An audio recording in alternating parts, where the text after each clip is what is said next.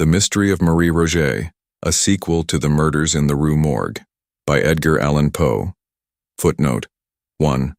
Upon the original publication of Marie Roget, the footnotes now appended were considered unnecessary, but the lapse of several years since the tragedy upon which the tale is based renders it expedient to give them, and also to say a few words in explanation of the general design.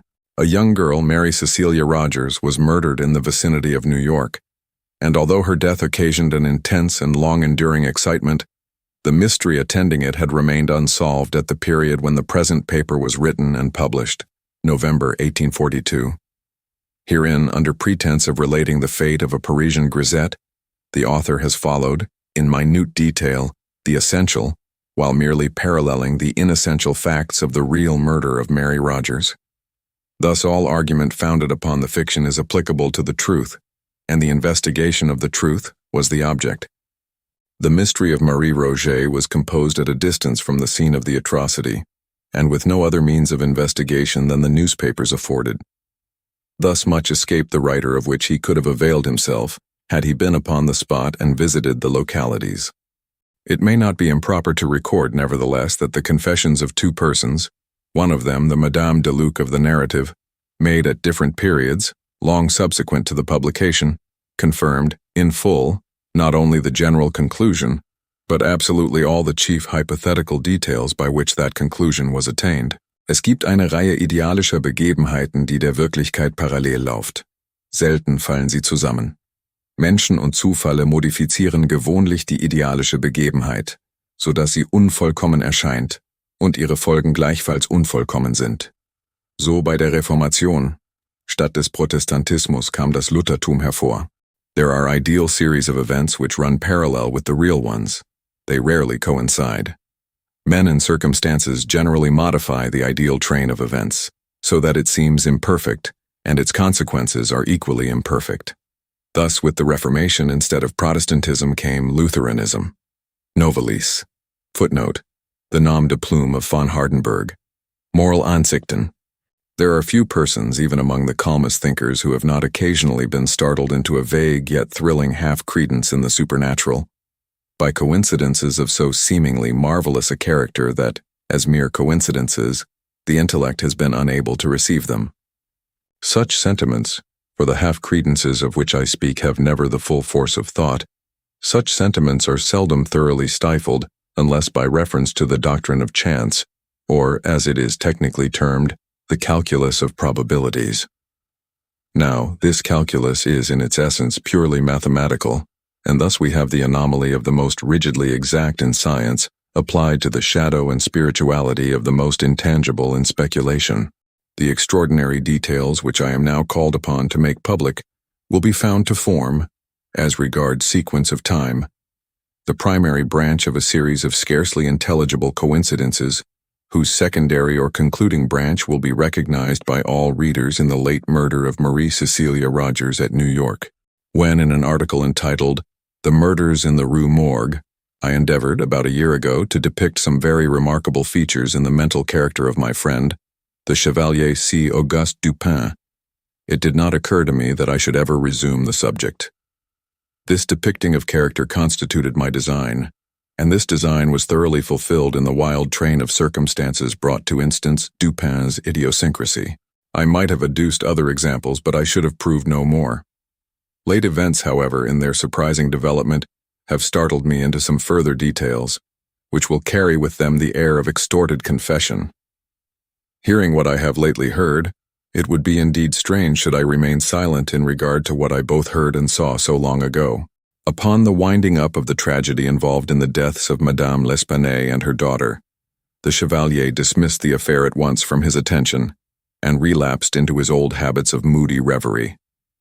Prone, at all times, to abstraction, I readily fell in with his humor, and continuing to occupy our chambers in the Faubourg Saint-Germain, we gave the future to the winds, and slumbered tranquilly in the present, weaving the dull world around us into dreams. But these dreams were not altogether uninterrupted. It may readily be supposed that the part played by my friend in the drama at the Rue Morgue had not failed of its impression upon the fancies of the Parisian police. With its emissaries, the name of Dupin had grown into a household word. The simple character of those inductions by which he had disentangled the mystery never having been explained even to the prefect, or to any other individual than myself, of course it is not surprising that the affair was regarded as little less than miraculous, or that the chevalier's analytical abilities acquired for him the credit of intuition. His frankness would have led him to disabuse every inquirer of such prejudice, but his indolent humor forbade all further agitation of a topic whose interest to himself had long ceased. It thus happened that he found himself the cynosure of the political eyes, and the cases were not few in which attempt was made to engage his services at the prefecture. One of the most remarkable instances was that of the murder of a young girl named Marie Roget. This event occurred about 2 years after the atrocity in the Rue Morgue. Marie, whose Christian and family name will at once arrest attention from their resemblance to those of the unfortunate cigar girl, was the only daughter of the widow Estelle Roget. The father had died during the child's infancy, and from the period of his death until within 18 months before the assassination which forms the subject of our narrative, the mother and daughter had dwelt together in the Rue Pavée Saint-André, footnote Nassau Street. Madame there keeping a pension, assisted by Marie. Affairs went on thus until the latter had attained her 22nd year, when her great beauty attracted the notice of a perfumer who occupied one of the shops in the basement of the Palais Royal, and whose custom lay chiefly among the desperate adventurers infesting that neighborhood. Monsieur Leblanc, footnote Anderson, was not unaware of the advantages to be derived from the attendance of the fair Marie in his perfumery, and his liberal proposals were accepted eagerly by the girl, although with somewhat more of hesitation by Madame. The anticipations of the shopkeeper were realized, and his rooms soon became notorious through the charms of sprightly grisette. She had been in his employ about a year when her admirers were thrown into confusion by her sudden disappearance from the shop. Monsieur Leblanc was unable to account for her absence, and Madame Roget was distracted with anxiety and terror. The public papers immediately took up the theme, and the police were upon the point of making serious investigations when, one fine morning after the lapse of a week, Marie, in good health, but with a somewhat saddened air, made her reappearance at her usual counter in the perfumery. All inquiry, except that of a private character, was, of course, immediately hushed. Monsieur Leblanc professed total ignorance, as before. Marie, with Madame, replied to all questions that the last week had been spent at the house of a relation in the country. Thus the affair died away and was generally forgotten, for the girl, ostensibly to relieve herself from the impertinence of curiosity, soon bade a final adieu to the perfumer and sought the shelter of her mother's residence in the Rue Pavée Saint-André. It was about 5 months after this return home that her friends were alarmed by her sudden disappearance for the second time. 3 days elapsed, and nothing was heard of her. On the 4th, her corpse was found floating in the Seine, footnote, the Hudson, near the shore which is opposite the quartier of the Rue Saint-André, and at a point not very far distant from the secluded neighborhood of the Barrière du Roule, footnote, Weehawken. The atrocity of this murder, for it was at once evident that murder had been committed, the youth and beauty of the victim, and above all, her previous notoriety, conspired to produce intense excitement in the minds of the sensitive Parisians. I can call to mind no similar occurrence producing so general and so intense an effect. For several weeks, in the discussion of this one absorbing theme, even the momentous political topics of the day were forgotten. The prefect made unusual exertions, and the powers of the whole Parisian police were, of course, tasked to the utmost extent. Upon the first discovery of the corpse, it was not supposed that the murderer would be able to elude, for more than a very brief period, the inquisition which was immediately set on foot. It was not until the expiration of a week that it was deemed necessary to offer a reward, and even then this reward was limited to 1,000 francs. In the meantime, the investigation proceeded with vigor, if not always with judgment, and numerous individuals were examined to no purpose, while owing to the continual absence of all clue to the mystery, the popular excitement greatly increased. At the end of the 10th day it was thought advisable to double the sum originally proposed, and at length, the second week having elapsed without leading to any discoveries, and the prejudice which always exists in Paris against the police having given vent to itself in several serious émeutes, the prefect took it upon himself to offer the sum of 20,000 francs for the conviction of the assassin, or if more than one should prove to have been implicated, for the conviction of any one of the assassins. In the proclamation setting forth this reward, a full pardon was promised to any accomplice who should come forward in evidence against his fellow, and to the whole was appended, wherever it appeared, the private placard of a committee of citizens offering 10,000 francs, in addition to the amount proposed by the prefecture. The entire reward thus stood at no less than 30,000 francs, which will be regarded as an extraordinary sum when we consider the humble condition of the girl and the great frequency, in large cities, of such atrocities as the one described. No one doubted now that the mystery of this murder would be immediately brought to light. But although in 1 or 2 instances arrests were made which promised elucidation, yet nothing was elicited which could implicate the parties suspected, and they were discharged forthwith.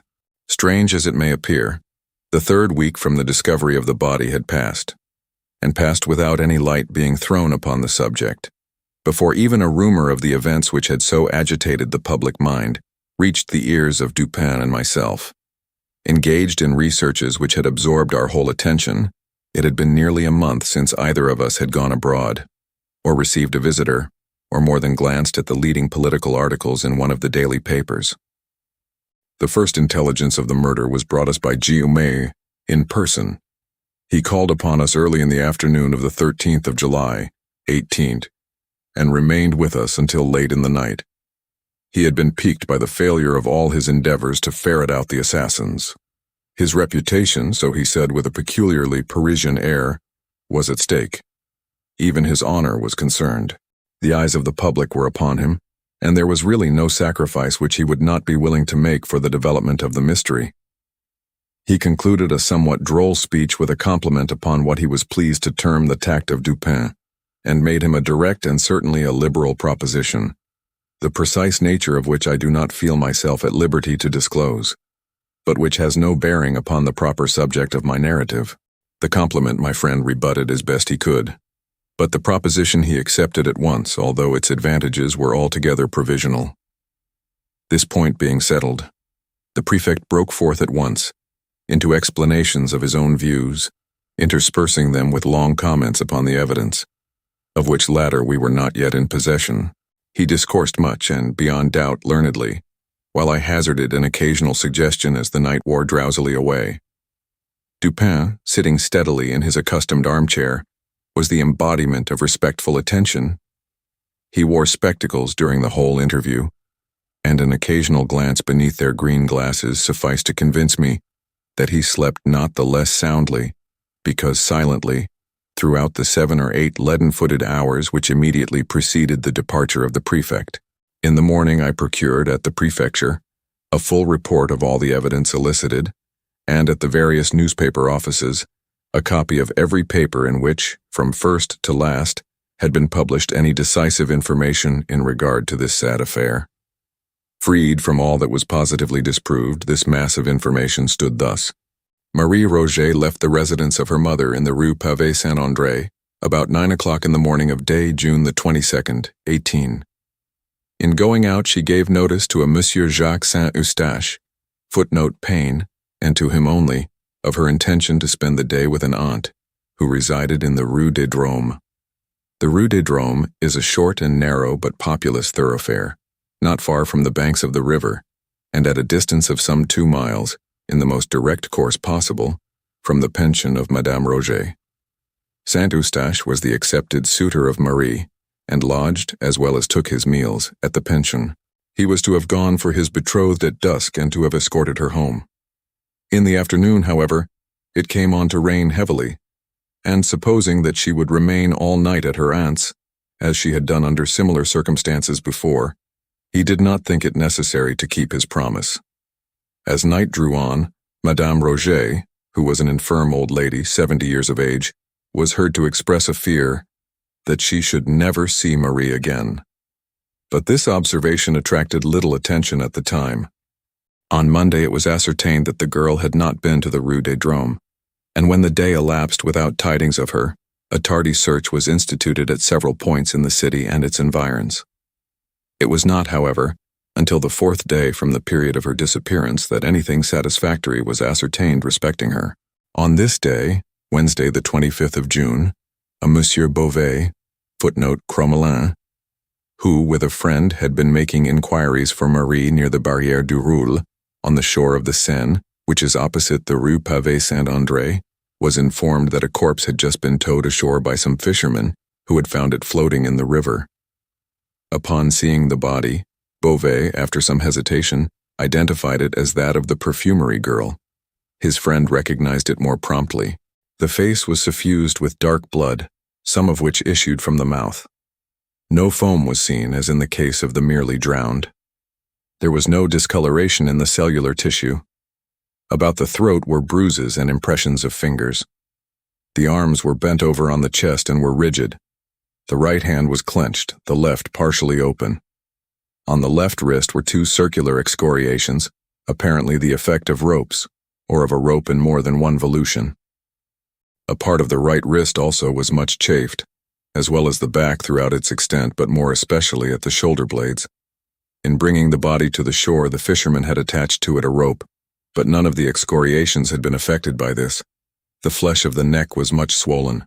There were no cuts apparent or bruises which appeared the effect of blows. A piece of lace was found tied so tightly around the neck as to be hidden from sight. It was completely buried in the flesh and was fastened by a knot which lay just under the left ear. This alone would have sufficed to produce death. The medical testimony spoke confidently of the virtuous character of the deceased. She had been subjected, it is said, to brutal violence. The corpse was in such condition when found that there could have been no difficulty in its recognition by friends.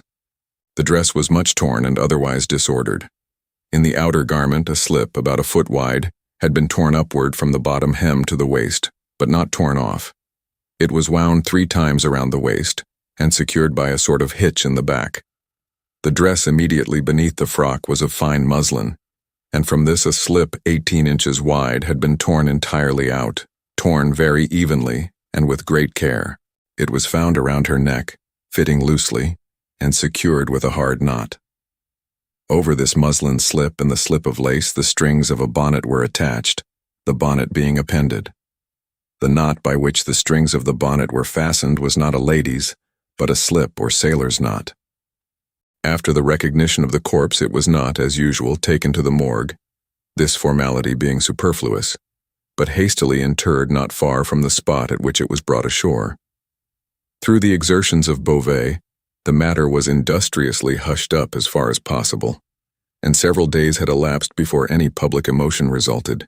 A weekly paper, footnote, the New York Mercury, however, at length took up the theme. The corpse was disinterred, and a re-examination instituted, but nothing was elicited beyond what has been already noted. The clothes, however, were now submitted to the mother and friends of the deceased, and fully identified as those worn by the girl upon leaving home. Meantime, the excitement increased hourly. Several individuals were arrested and discharged. St. Eustache fell especially under suspicion, and he failed at first to give an intelligible account of his whereabouts during the Sunday on which Marie left home. Subsequently, however, he submitted to Monsieur Guillaume affidavits accounting satisfactorily for every hour of the day in question. As time passed, no discovery ensued. 1,000 contradictory rumors were circulated, and journalists busied themselves in suggestions. Among these, the one which attracted the most notice was the idea that Marie Roget still lived, that the corpse found in the Seine was that of some other unfortunate. It will be proper that I submit to the reader some passages which embody the suggestion alluded to.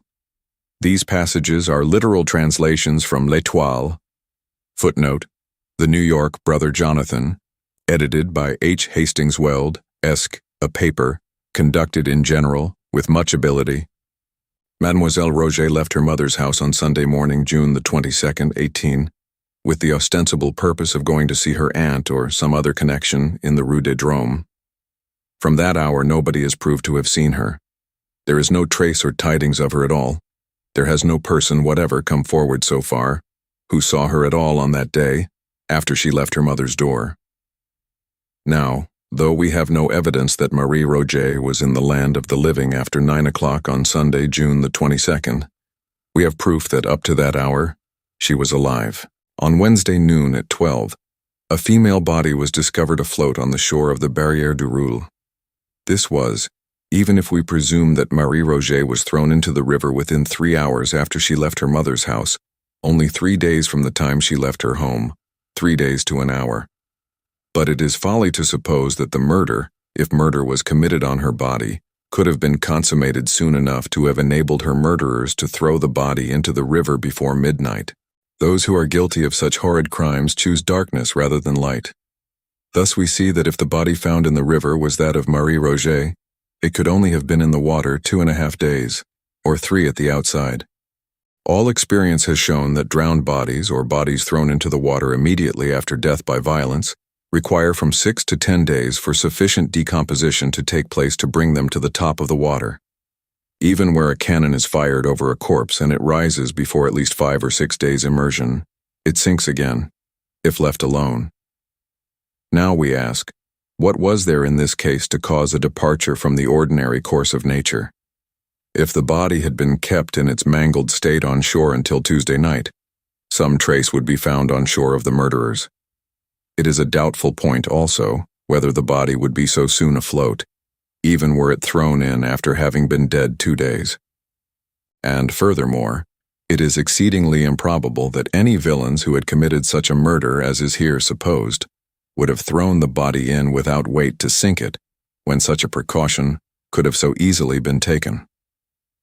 The editor here proceeds to argue that the body must have been in the water, not 3 days merely, but at least 5 times 3 days, because it was so far decomposed that Beauvais had great difficulty in recognizing it. This latter point, however, was fully disproved. I continue the translation. What then are the facts on which M. Beauvais says that he has no doubt the body was that of Marie Roget? He ripped up the gown sleeve and says he found marks which satisfied him of the identity. The public generally supposed those marks to have consisted of some description of scars. He rubbed the arm and found hair upon it, something as indefinite, we think, as can readily be imagined, as little conclusive as finding an arm in the sleeve. Monsieur Beauvais did not return that night, but sent word to Madame Roget at 7 o'clock on Wednesday evening that an investigation was still in progress respecting her daughter. If we allow that Madame Roget, from her age and grief, could not go over, which is allowing a great deal, there certainly must have been someone who would have thought it worthwhile to go over and attend the investigation if they thought the body was that of Marie. Nobody went over. There was nothing said or heard about the matter in the Rue Pavée Saint-André that reached even the occupants of the same building. Monsieur Saint-Eustache, the lover and intended husband of Marie, who boarded in her mother's house, deposes that he did not hear of the discovery of the body of his intended until the next morning, when Monsieur Beauvais came into his chamber and told him of it. For an item of news like this, it strikes us it was very coolly received. In this way, the journal endeavored to create the impression of an apathy on the part of the relatives of Marie, inconsistent with the supposition that these relatives believed the corpse to be hers. Its insinuations amount to this, that Marie, with the connivance of her friends, had absented herself from the city for reasons involving a charge against her chastity, and that these friends, upon the discovery of a corpse in the Seine, somewhat resembling that of the girl, had availed themselves of the opportunity to impress the public with the belief of her death. But L'Étoile was again over-hasty. It was distinctly proved that no apathy, such as was imagined, existed, that the old lady was exceedingly feeble and so agitated as to be unable to attend to any duty, that Saint Eustache, so far from receiving the news coolly, was distracted with grief and bore himself so frantically that Monsieur Beauvais prevailed upon a friend and relative to take charge of him and prevent his attending the examination at the disinterment. Moreover, although it was stated by L'Étoile that the corpse was reinterred at the public expense, that an advantageous offer of private sepulture absolutely declined by the family, and that no member of the family attended the ceremonial.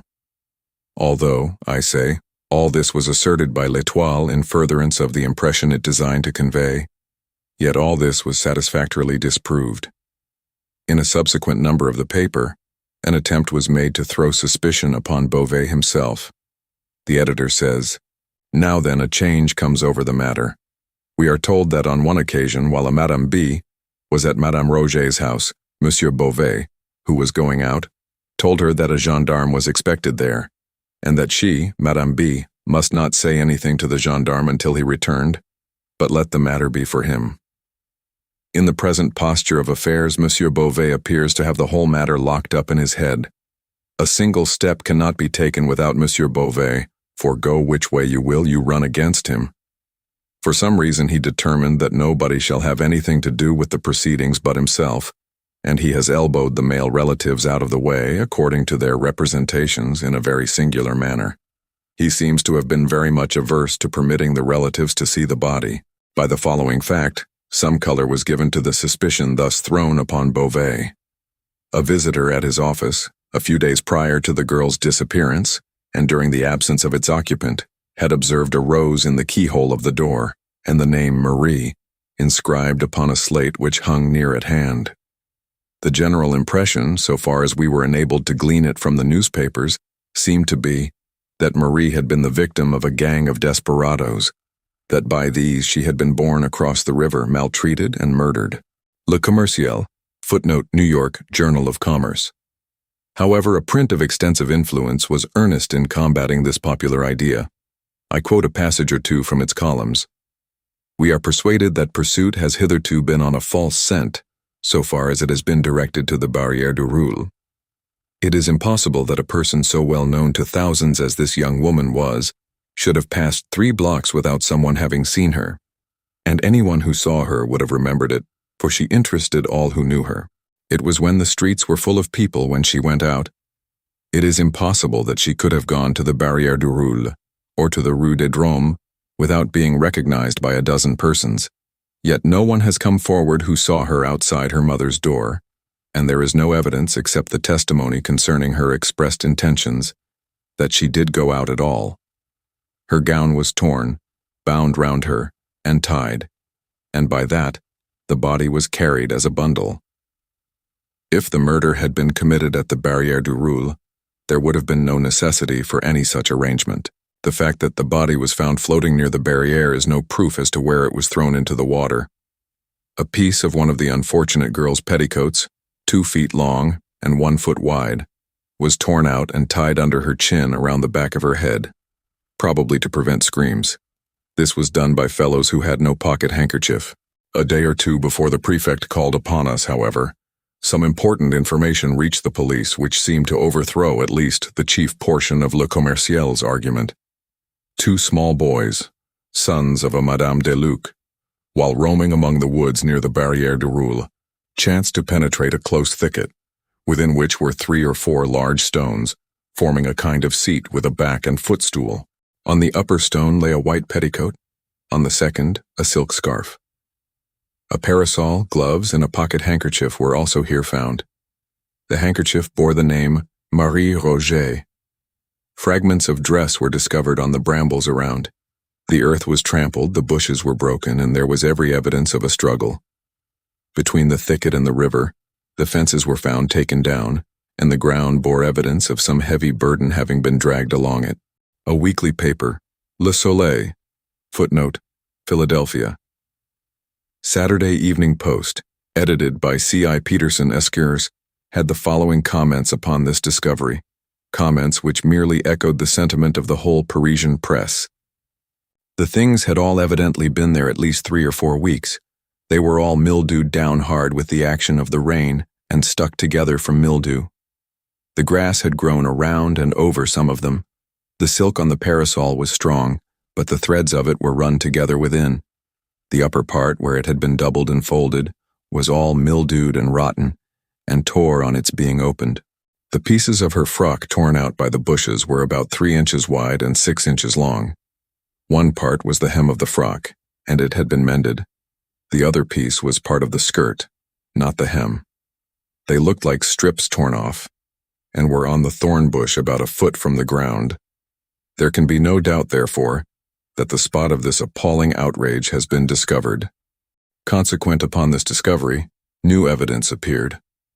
Madame Deluc testified that she keeps a roadside inn not far from the bank of the river, opposite the Barrière du Roule. The neighborhood is secluded, particularly so. It is the usual Sunday resort of blackguards from the city, who cross the river in boats. About 3 o'clock in the afternoon of the Sunday in question, a young girl arrived at the inn, accompanied by a young man of dark complexion. The two remained here for some time. On their departure, they took the road to some thick woods in the vicinity. Madame Deluc's attention was called to the dress worn by the girl, on account of its resemblance to one worn by a deceased relative. A scarf was particularly noticed. Soon after the departure of the couple, a gang of miscreants made their appearance, behaved boisterously, ate and drank without making payment, followed in the route of the young man and girl, returned to the inn about dusk, and recrossed the river as if in great haste. It was soon after dark, upon this same evening, that Madame Deluc, as well as her eldest son, heard the screams of a female in the vicinity of the inn. The screams were violent, but brief. Madame D recognized not only the scarf which was found in the thicket, but the dress which was discovered upon the corpse. An omnibus driver, Valence, Adam, now also testified that he saw Marie Roget cross a ferry on the Seine, on the Sunday in question, in company with a young man of dark complexion. He, Valence, knew Marie, and could not be mistaken in her identity. The articles found in the thicket were fully identified by the relatives of Marie. The items of evidence and information thus collected by myself from the newspapers at the suggestion of Dupin embraced only one more point. But this was a point of seemingly vast consequence. It appears that, immediately after the discovery of the clothes as above described, the lifeless or nearly lifeless body of Saint Eustache, Marie's betrothed, was found in the vicinity of what all now supposed the scene of the outrage. A phial labeled laudanum and emptied was found near him. His breath gave evidence of the poison. He died without speaking. Upon his person was found a letter, briefly stating his love for Marie, with his design of self-destruction.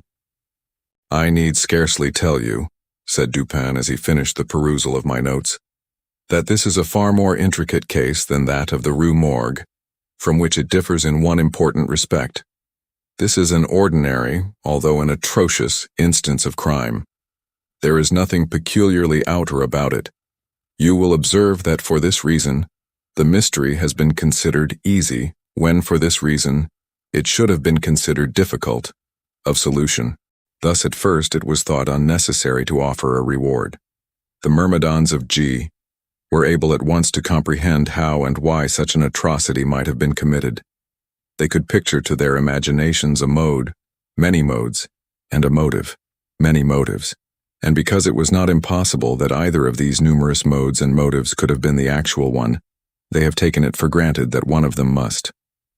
But the ease with which these variable fancies were entertained, and the very plausibility which each assumed, should have been understood as indicative rather of the difficulties than of the facilities which must attend elucidation. I have, therefore, observed that it is by prominences above the plane of the ordinary that reason feels her way, if at all, in her search for the true, and that the proper question in cases such as this is not so much what has occurred, as what has occurred that has never occurred before. In the investigations at the house of Madame L'Espanaye, see Murders in the Rue Morgue, the agents of G were discouraged and confounded by that very unusualness which, to a properly regulated intellect, would have afforded the surest omen of success, while this same intellect might have been plunged in despair at the ordinary character of all that met the eye in the case of the perfumery girl, and yet told of nothing but easy triumph to the functionaries of the prefecture. In the case of Madame L'Espanaye and her daughter, there was, even at the beginning of our investigation, no doubt that murder had been committed. The idea of suicide was excluded at once. Here, too, we are freed, at the commencement, from all supposition of self-murder. The body found at the Barrière du Roule was found under such circumstances as to leave us no room for embarrassment upon this important point.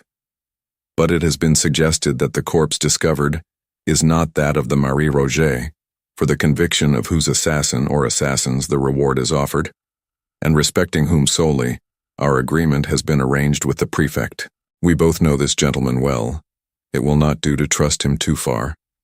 If, dating our inquiries from the body found and then tracing a murderer, we yet discover this body to be that of some other individual than Marie, or if, starting from the living Marie, we find her, yet find her unassassinated, in either case we lose our labor, since it is Monsieur G with whom we have to deal. For our own purpose, therefore, if not for the purpose of justice, it is indispensable that our first step should be the determination of the identity of the corpse with the Marie Roget who is missing. With the public, the arguments of L'Étoile have had weight, and that the journal itself is convinced of their importance would appear from the manner in which it commences one of its essays upon the subject. Several of the morning papers of the day, it says, speak of the conclusive article in Monday's Étoile. To me, this article appears conclusive of little beyond the zeal of its inditer. We should bear in mind that, in general, it is the object of our newspapers rather to create a sensation, to make a point, than to further the cause of truth. The latter end is only pursued when it seems coincident with the former. The print which merely falls in with ordinary opinion, however well-founded this opinion may be, earns for itself no credit with the mob. The mass of the people regard as profound only him who suggests pungent contradictions of the general idea. In ratiocination, not less than in literature, it is the epigram which is the most immediately and the most universally appreciated. In both, it is of the lowest order of merit. What I mean to say is that it is the mingled epigram and melodrame of the idea that Marie Roget still lives, rather than any true plausibility in this idea, which have suggested it to L'Étoile and secured it a favorable reception with the public. Let us examine the heads of this journal's argument, endeavoring to avoid the incoherence with which it is originally set forth. The first aim of the writer is to show, from the brevity of the interval between Marie's disappearance and the finding of the floating corpse, that this corpse cannot be that of Marie. The reduction of this interval to its smallest possible dimension becomes thus at once an object with the reasoner. In the rash pursuit of this object, he rushes into mere assumption at the outset. It is folly to suppose, he says, that the murder, if murder was committed on her body, could have been consummated soon enough to have enabled her murderers to throw the body into the river before midnight. We demand at once and very naturally, why? Why is it folly to suppose that the murder was committed within 5 minutes after the girl's quitting her mother's house? Why is it folly to suppose that the murder was committed at any given period of the day? There have been assassinations at all hours, but had the murder taken place at any moment between 9 o'clock in the morning of Sunday and a quarter before midnight, there would still have been time enough to throw the body into the river before midnight. This assumption, then, amounts precisely to this, that the murder was not committed on Sunday at all, and, if we allow L'Étoile to assume this, we may permit it any liberties whatever. The paragraph beginning, "It is folly to suppose that the murder, etc., however it appears as printed in L'Étoile, may be imagined to have existed actually thus in the brain of its inditer. It is folly to suppose that the murder, if murder was committed on the body, could have been committed soon enough to have enabled her murderers to throw the body into the river before midnight. It is folly, we say, to suppose all this, and to suppose at the same time, as we are resolved to suppose, that the body was not thrown in until after midnight, a sentence sufficiently inconsequential in itself, but not so utterly preposterous as the one printed. Were it my purpose, continued Dupin, merely to make out a case against this passage of L'Étoile's argument, I might safely leave it where it is. It is not, however, with L'Étoile that we have to do, but with the truth. The sentence in question has but one meaning as it stands, and this meaning I have fairly stated, but it is material that we go behind the mere words, for an idea which these words have obviously intended and failed to convey. It was the design of the journalists to say that at whatever period of the day or night of Sunday this murder was committed, it was improbable that the assassins would have ventured to bear the corpse to the river before midnight. And herein lies, really, the assumption of which I complain. It is assumed that the murder was committed at such a position, and under such circumstances, that the bearing it to the river became necessary. Now the assassination might have taken place upon the river's brink, or on the river itself, and thus, The throwing the corpse in the water might have been resorted to at any period of the day or night, as the most obvious and most immediate mode of disposal. You will understand that I suggest nothing here as probable, or as coincident with my opinion. My design so far has no reference to the facts of the case.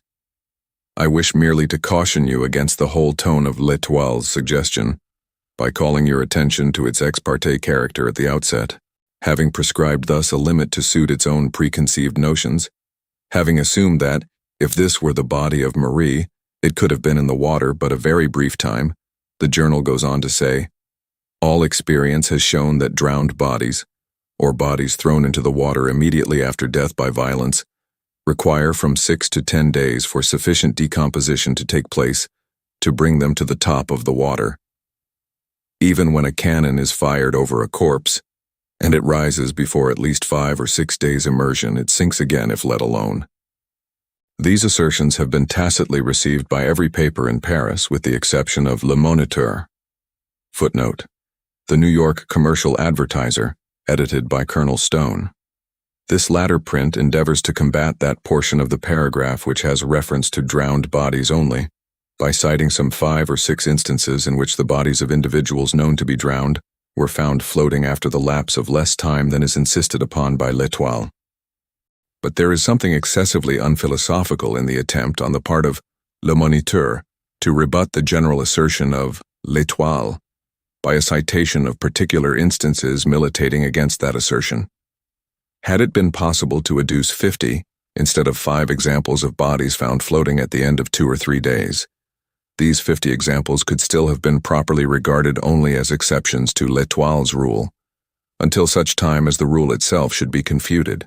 Admitting the rule, and this Le Moniteur does not deny, insisting merely upon its exceptions, the argument of L'Etoile is suffered to remain in full force, for this argument does not pretend to involve more than a question of the probability of the body having risen to the surface in less than 3 days, and this probability will be in favor of L'Etoile's position until the instances so childishly adduced shall be sufficient in number to establish an antagonistical rule.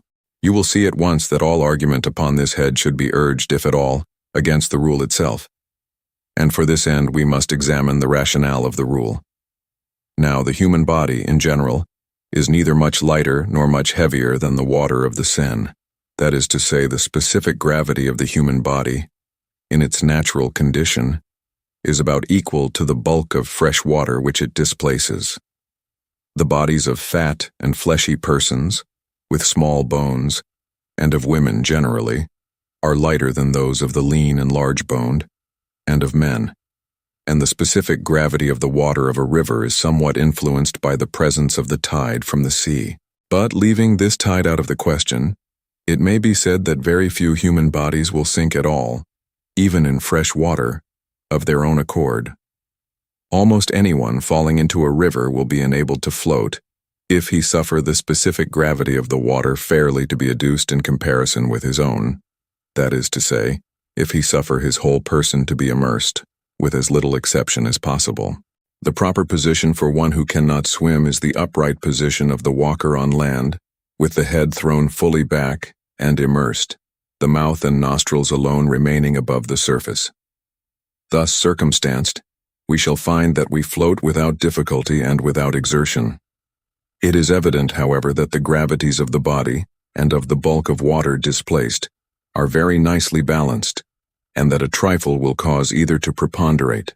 An arm, for instance, uplifted from the water, and thus deprived of its support, is an additional weight sufficient to immerse the whole head, while the accidental aid of the smallest piece of timber will enable us to elevate the head so as to look about.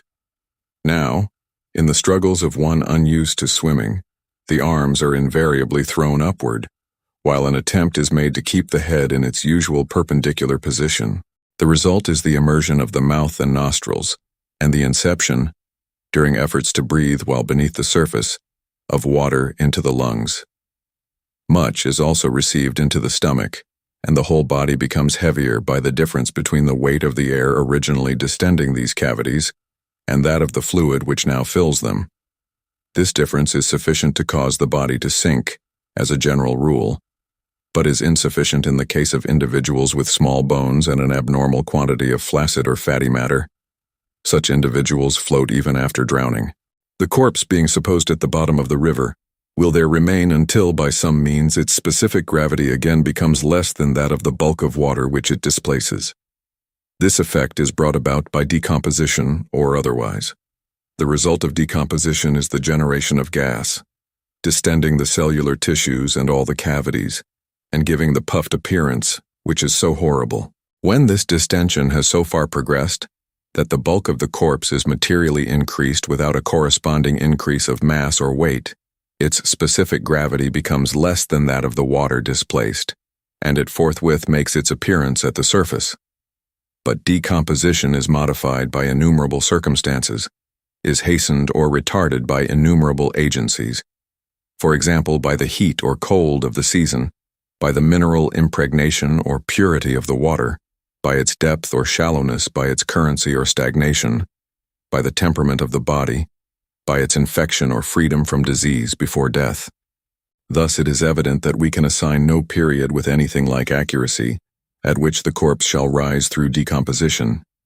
Under certain conditions this result would be brought about within an hour. Under others it might not take place at all. There are chemical infusions by which the animal frame can be preserved forever from corruption. The bichloride of mercury is one. But apart from decomposition, there may be, and very usually is, a generation of gas within the stomach, from the acetous fermentation of vegetable matter, or within other cavities from other causes, sufficient to induce a distension which will bring the body to the surface. The effect produced by the firing of a cannon is that of simple vibration. This may either loosen the corpse from the soft mud or ooze in which it is embedded, thus permitting it to rise when other agencies have already prepared it for so doing, or it may overcome the tenacity of some putrescent portions of the cellular tissue, allowing the cavities to distend under the influence of the gas. Having thus before us the whole philosophy of this subject, we can easily test by it the assertions of L'Etoile. All experience shows, says this paper, that drowned bodies, or bodies thrown into the water immediately after death by violence, require from 6 to 10 days for sufficient decomposition to take place to bring them to the top of the water. Even when a cannon is fired over a corpse, and it rises before at least 5 or 6 days' immersion, it sinks again if let alone. The whole of this paragraph must now appear a tissue of inconsequence and incoherence. All experience does not show that drowned bodies require from 6 to 10 days for sufficient decomposition to take place to bring them to the surface. Both science and experience show that the period of their rising is, and necessarily must be, indeterminate. If, moreover, a body has risen to the surface through firing of cannon, it will not sink again if let alone, until decomposition has so far progressed as to permit the escape of the generated gas. But I wish to call your attention to the distinction which is made between drowned bodies and bodies thrown into the water immediately after death by violence. Although the writer admits the distinction, he yet includes them all in the same category.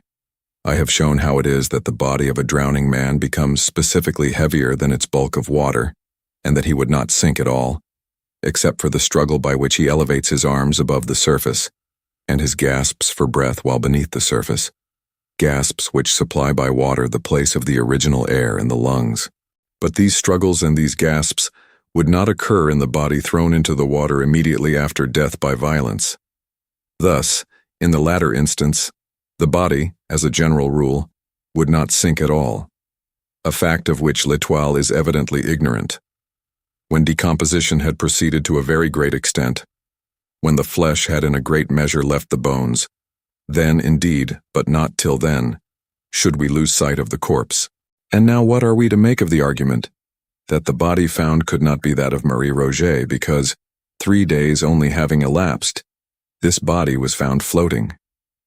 If drowned, being a woman, she might never have sunk, or having sunk, might have reappeared in 24 hours or less.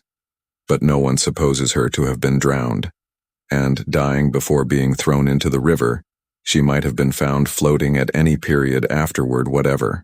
But, says L'Etoile, if the body had been kept in its mangled state on shore until Tuesday night, some trace would be found on shore of the murderers. Here it is at first difficult to perceive the intention of the reasoner. He means to anticipate what he imagines would be an objection to his theory, viz., that the body was kept on shore 2 days, suffering rapid decomposition, more rapid than if immersed in water. He supposes that had this been the case, it might have appeared at the surface on the Wednesday, and thinks that only under such circumstances it could have so appeared. He is accordingly in haste to show that it was not kept on shore, for if so, some trace would be found on shore of the murderers. I presume you smile at the sequitur. You cannot be made to see how the mere duration of the corpse on the shore could operate to multiply traces of the assassins. Nor can I. And furthermore, it is exceedingly improbable, continues our journal, that any villains who had committed such a murder as is here supposed would have thrown the body in without weight to sink it, when such a precaution could have so easily been taken. Observe here the laughable confusion of thought. No one, not even L'Etoile, disputes the murder committed on the body found. The marks of violence are too obvious. It is our reasoner's object merely to show that this body is not Marie's. He wishes to prove that Marie is not assassinated, not that the corpse was not. Yet his observation proves only the latter point. Here is a corpse without weight attached. Murderers casting it in would not have failed to attach a weight. Therefore, it was not thrown in by murderers. This is all which is proved, if anything is. The question of identity is not even approached, and L'Etoile has been at great pains merely to gainsay now what it has admitted only a moment before. We are perfectly convinced, it says, that the body found was that of a murdered female. Nor is this the sole instance, even in this division of his subject, where our reasoner unwittingly reasons against himself. His evident object, I have already said, is to reduce, as much as possible, the interval between Marie's disappearance and the finding of the corpse. Yet we find him urging the point that no person saw the girl from the moment of her leaving her mother's house. We have no evidence, he says, that Marie Roget was in the land of the living after 9 o'clock on Sunday, June the 22nd. As his argument is obviously an ex parte one, he should at least have left this matter out of sight, for had anyone been known to see Marie, say on Monday or on Tuesday, the interval in question would have been much reduced, and, by his own ratiocination, the probability much diminished of the corpse being that of the grisette. It is nevertheless amusing to observe that L'Etoile insists upon its point in the full belief of its furthering its general argument. Reperuse now that portion of this argument which has reference to the identification of the corpse by Beauvais. In regard to the hair upon the arm, L'Etoile has been obviously disingenuous. Monsieur Beauvais, not being an idiot, could never have urged an identification of the corpse, simply hair upon its arm. No arm is without hair. The generality of the expression of L'Etoile is a mere perversion of the witness's phraseology. He must have spoken of some peculiarity in this hair. It must have been a peculiarity of color, of quantity, of length, or of situation. Her foot, says the journal, was small, so are thousands of feet. Her garter is no proof whatever, nor is her shoe, for shoes and garters are sold in packages. The same may be said of the flowers in her hat. One thing upon which Monsieur Beauvais strongly insists is that the clasp on the garter found had been set back to take it in. This amounts to nothing, for most women find it proper to take a pair of garters home and fit them to the size of the limbs they are to encircle, rather than to try them in the store where they purchase. Here it is difficult to suppose the reasoner in earnest. Had Monsieur Beauvais, in his search for the body of Marie, discovered a corpse corresponding in general size and appearance to the missing girl, he would have been warranted, without reference to the question of habiliment at all, in forming an opinion that his search had been successful. If, in addition to the point of general size and contour, he had found upon the arm a peculiar hairy appearance, which he had observed upon the living Marie, his opinion might have been justly strengthened, and the increase of positiveness might well have been in the ratio of the peculiarity, or unusualness, of the hairy mark. If, the feet of Marie being small, those of the corpse were also small, the increase of probability that the body was that of Marie would not be an increase in a ratio merely arithmetical, but in one highly geometrical or accumulative. Add to all this shoes such as she had been known to wear upon the day of her disappearance, and, although these shoes may be sold in packages, you so far augment the probability as to verge upon the certain. What of itself would be no evidence of identity becomes through its corroborative position proof most sure. Give us then flowers in the hat corresponding to those worn by the missing girl, and we seek for nothing further. If only one flower, we seek for nothing further. What then if 2 or 3 or more? Each successive one is multiple evidence, proof not added to proof, but multiplied by hundreds or thousands. Let us now discover, upon the deceased, garters such as the living used, and it is almost folly to proceed. But these garters are found to be tightened by the setting back of a clasp in just such a manner as her own had been tightened by Marie shortly previous to her leaving home. It is now madness or hypocrisy to doubt. What L'Étoile says in respect to this abbreviation of the garters being an unusual occurrence shows nothing beyond its own pertinacity and error. The elastic nature of the clasp garter is self-demonstration of the unusualness of the abbreviation. What is made to adjust itself must of necessity require foreign adjustment but rarely. It must have been by an accident in its strictest sense that these garters of Marie needed the tightening described. They alone would have amply established her identity. But it is not that the corpse was found to have the garters of the missing girl, or found to have her shoes or her bonnet, or the flowers of her bonnet, or her feet, or a peculiar mark upon the arm, or her general size and appearance. It is that the corpse had each and all collectively. Could it be proved that the editor of L'Étoile really entertained a doubt, under the circumstances, there would be no need, in his case, of a commission de lunatico inquirendo. He has thought it sagacious to echo the small talk of the lawyers, who for the most part content themselves with echoing the rectangular precepts of the courts. I would here observe that very much of what is rejected as evidence by a court is the best of evidence to the intellect. For the court, guided itself by the general principles of evidence, the recognized and booked principles, is averse from swerving at particular instances, and this steadfast adherence to principle, with rigorous disregard of the conflicting exception, is a sure mode of attaining the maximum of attainable truth in any long sequence of time. The practice en masse is therefore philosophical, but it is not the less certain that it engenders vast individual error. Footnote 16. A theory based on the qualities of an object will prevent its being unfolded according to its objects, and he who arranges topics in reference to their causes will cease to value them according to their results. Thus, the jurisprudence of every nation will show that, when law becomes a science and a system, it ceases to be justice. The errors into which a blind devotion to principles of classification has led the common law will be seen by observing how often the legislature has been obliged to come forward to restore the equity its scheme had lost. Landor. In respect to the insinuations leveled at Beauvais, you will be willing to dismiss them in a breath. You have already fathomed the true character of this good gentleman.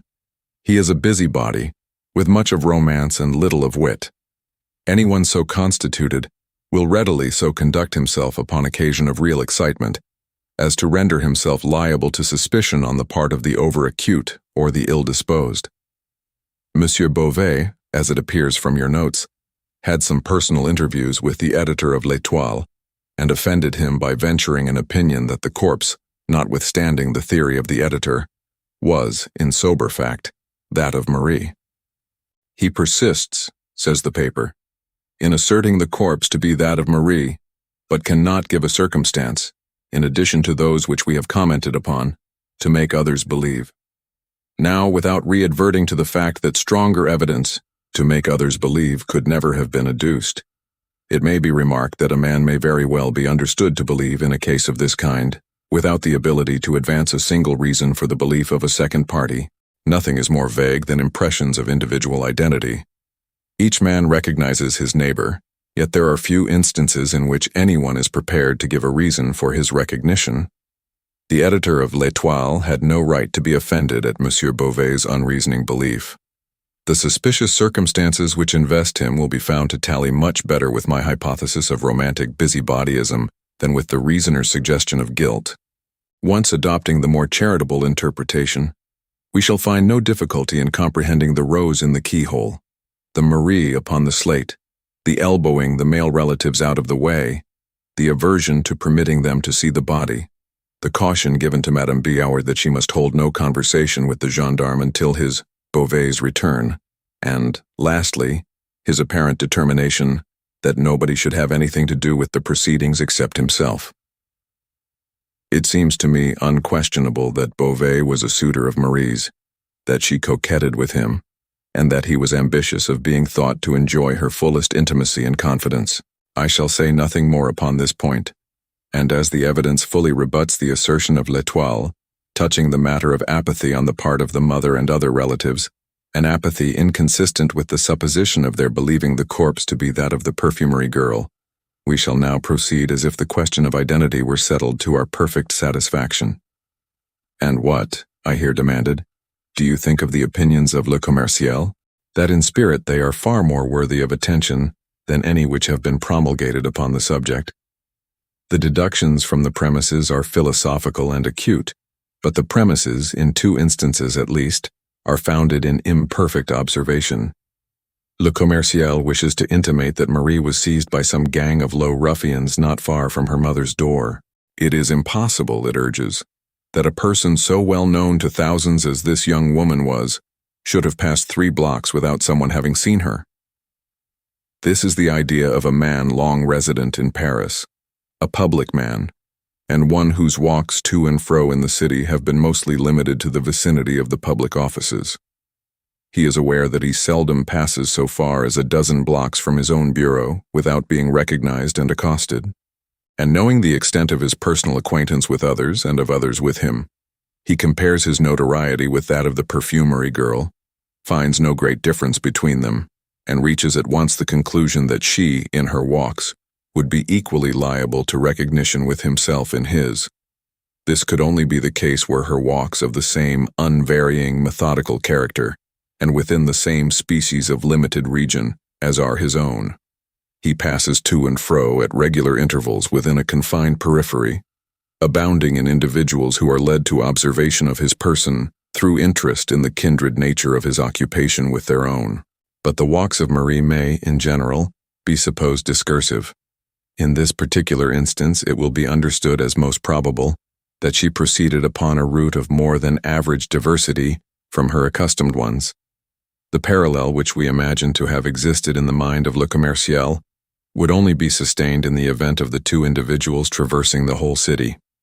In this case, granting the personal acquaintance to be equal, the chances would be also equal that an equal number of personal rencontres would be made. For my own part, I should hold it not only as possible, but as far more than probable, that Marie might have proceeded at any given period by any one of the many routes between her own residence and that of her aunt, without meeting a single individual whom she knew, or by whom she was known. In viewing this question in its full and proper light, we must hold steadily in mind the great disproportion between the personal acquaintances of even the most noted individual in Paris and the entire population of Paris itself. But whatever force there may still appear to be in the suggestion of Le Commerciel will be much diminished when we take into consideration the hour at which the girl went abroad. It was when the streets were full of people, says Le Commerciel, that she went out. But not so. It was at 9 o'clock in the morning. Now, at 9 o'clock of every morning in the week, with the exception of Sunday, the streets of the city are, it is true, thronged with people. At 9 on Sunday, the populace are chiefly within doors preparing for church. No observing person can have failed to notice the peculiarly deserted air of the town, from about 8 until 10 on the morning of every Sabbath. Between 10 and 11 the streets are thronged, but not at so early a period as that designated. There is another point at which there seems a deficiency of observation on the part of Le Commerciel. A piece, it says, of one of the unfortunate girl's petticoats, 2 feet long and 1 foot wide, was torn out and tied under her chin and around the back of her head, probably to prevent screams. This was done by fellows who had no pocket handkerchiefs. Whether this idea is or is not well founded we will endeavor to see hereafter.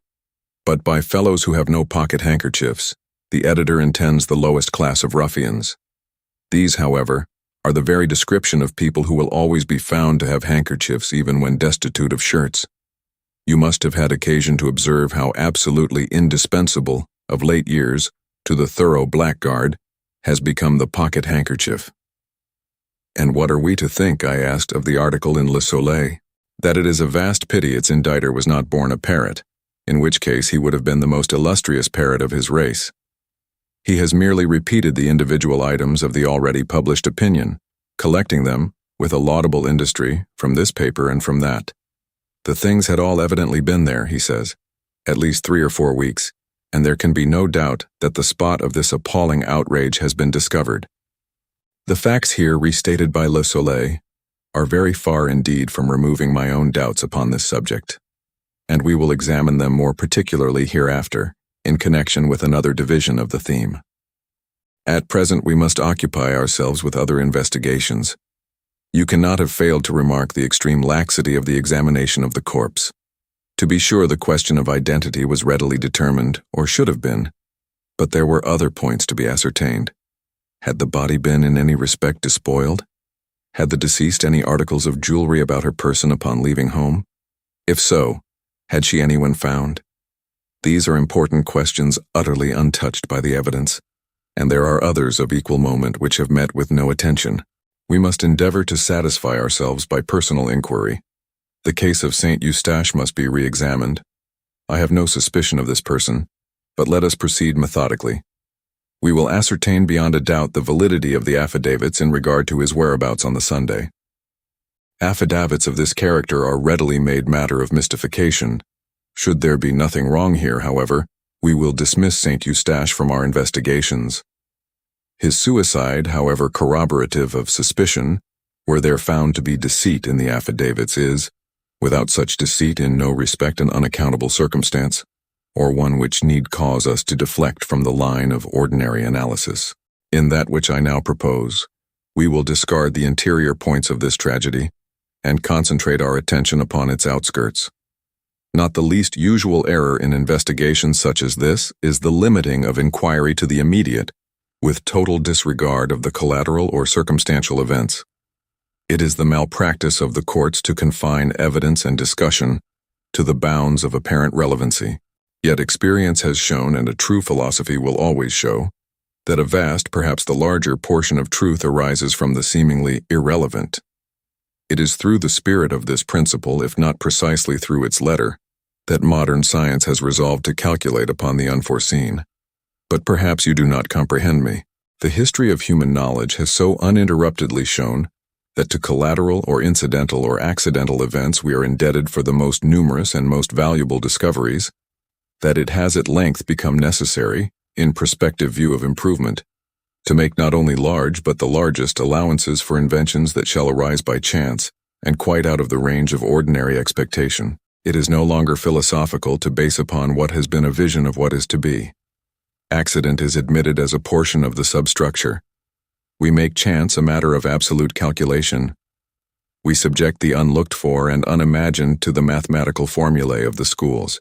I repeat that it is no more than fact that the larger portion of all truth has sprung from the collateral, and it is but in accordance with the spirit of the principle involved in this fact that I would divert inquiry, in the present case, from the trodden and hitherto unfruitful ground of the event itself, to the contemporary circumstances which surround it. While you ascertain the validity of the affidavits, I will examine the newspapers more generally than you have as yet done. So far we have only reconnoitered the field of investigation, but it will be strange indeed if a comprehensive survey, such as I propose of the public prints, will not afford us some minute points which shall establish a direction for inquiry. In pursuance of Dupin's suggestion, I made scrupulous examination of the affair of the affidavits. The result was a firm conviction of their validity and of the consequent innocence of Saint Eustache. In the meantime, my friend occupied himself with what seemed to me a minuteness altogether objectless in a scrutiny of the various newspaper files. At the end of a week he placed before me the following extracts. About 3 years and a half ago, a disturbance very similar to the present was caused by the disappearance of this same Marie Roget from the parfumerie of Monsieur Leblanc in the Palais Royal. At the end of a week, however, She reappeared at her customary comptoir as well as ever, with the exception of a slight paleness not altogether usual. It was given out by Monsieur Leblanc and her mother that she had merely been on a visit to some friend in the country, and the affair was speedily hushed up. We presume that the present absence is a freak of the same nature, and that, at the expiration of a week or perhaps of a month, we shall have her among us again. Evening paper, Monday, June 23rd. Footnote, New York, Express. An evening journal of yesterday refers to a former mysterious disappearance of Mademoiselle Roget. It is well known that, during the week of her absence from Leblanc's parfumerie, she was in the company of a young naval officer much noted for his debaucheries. A quarrel, it is supposed providentially, led to her return home. We have the name of the Lothario in question, who is at present stationed in Paris, but for obvious reasons forbear to make it public. Le Mercury, Tuesday morning, June 24th. Footnote, New York, Herald. An outrage of the most atrocious character was perpetrated near this city the day before yesterday. A gentleman, with his wife and daughter, engaged about dusk the services of 6 young men who were idly rowing a boat to and fro near the banks of the Seine to convey him across the river. Upon reaching the opposite shore, the 3 passengers stepped out and had proceeded so far as to be beyond the view of the boat, when the daughter discovered that she had left in it her parasol. She returned for it, was seized by the gang, carried out into the stream, gagged, brutally treated, and finally taken to the shore at a point not far from that at which she had originally entered the boat with her parents. The villains have escaped for the time, but the police are upon their trail and some of them will soon be taken. Morning paper, June 25th. Footnote, New York, Courier and Inquirer. We have received 1 or 2 communications, the object of which is to fasten the crime of the late atrocity upon Menes. Footnote, Menes was one of the parties originally suspected and arrested, but discharged through total lack of evidence. But as this gentleman has been fully exonerated by a legal inquiry, and as the arguments of our several correspondents appear to be more zealous than profound, we do not think it advisable to make them public. Morning paper, June 28th. Footnote, New York, Courier and Inquirer. We have received several forcibly written communications, apparently from various sources, and which go far to render it a matter of certainty that the unfortunate Marie Roget has become a victim of one of the numerous bands of blackguards which infest the vicinity of the city upon Sunday. Our own opinion is decidedly in favor of this supposition. We shall endeavor to make room for some of these arguments hereafter. Evening paper, Tuesday, June 31st. Footnote, New York, Evening Post. On Monday, one of the bargemen connected with the revenue service saw an empty boat floating down the Seine. Sails were lying in the bottom of the boat. The bargemen towed it under the barge office. The next morning it was taken from thence, without the knowledge of any of the officers. The rudder is now at the barge office. Le Diligence, Thursday, June 26th. Footnote, New York, Standard. Upon reading these various extracts, they not only seemed to me irrelevant, but I could perceive no mode in which any one of them could be brought to bear upon the matter in hand. I waited for some explanation from Dupin. It is not my present design, he said, to dwell upon the first and second of these extracts. I have copied them chiefly to show you the extreme remissness of the police, who, as far as I can understand from the prefect, have not troubled themselves in any respect with an examination of the naval officer alluded to. Yet it is mere folly to say that between the first and second disappearance of Marie there is no supposable connection. Let us admit the first elopement to have resulted in a quarrel between the lovers, and the return home of the betrayed. We are now prepared to view a second elopement, if we know that an elopement has again taken place, as indicating a renewal of the betrayer's advances, rather than as the result of new proposals by a second individual. We are prepared to regard it as a making up of the old amour, rather than as the commencement of a new one. The chances are 10 to 1 that he who had once eloped with Marie would again propose an elopement, rather than that she to whom proposals of an elopement had been made by one individual should have them made to her by another. And here let me call your attention to the fact that the time elapsing between the first ascertained and the second supposed elopement is a few months more than the general period of the cruises of our men of war. Had the lover been interrupted in his first villainy by the necessity of departure to sea, and had he seized the first moment of his return to renew the base designs not yet altogether accomplished, or not yet altogether accomplished by him? Of all these things we know nothing. You will say, however, that in the second instance there was no elopement, as imagined. Certainly not. But are we prepared to say that there was not the frustrated design? Beyond Saint Eustache, and perhaps Beauvais, we find no recognized, no open, no honorable suitors of Marie. Of none other is there anything said. Who then is the secret lover, of whom the relatives, at least most of them, know nothing, but whom Marie meets upon the morning of Sunday, and who is so deeply in her confidence that she hesitates not to remain with him until the shades of the evening descend, amid the solitary groves of the Barrière du Roule? Who is that secret lover, I ask, of whom at least most of the relatives know nothing? And what means the singular prophecy of Madame Roget on the morning of Marie's departure? I fear that I shall never see Marie again. But if we cannot imagine Madame Roget privy to the design of elopement, may we not at least suppose this sign entertained by the girl? Upon quitting home, she gave it to be understood that she was about to visit her aunt in the Rue des Drômes, and Saint Eustache was requested to call for her at dark. Now, at first glance, this fact strongly militates against my suggestion, but let us reflect.